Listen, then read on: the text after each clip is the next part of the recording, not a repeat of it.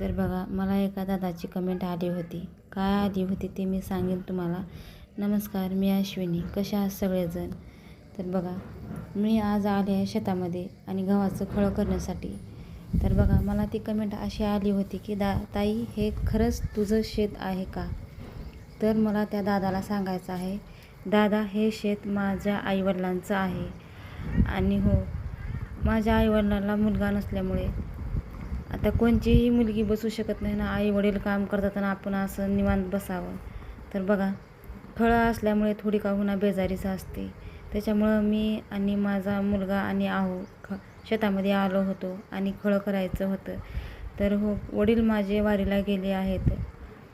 पंढरपूरची वारी त्यांनी काही चुकवीत नाहीत. तर वडील माझे वारीला गेले आहेत, त्याच्यामुळे आम्ही आलो होतो. अधूनमधून रविवार असो, शनिवार असो, सुट्टी असो, तरी आम्ही शेतामध्ये येतो काम करण्यासाठी.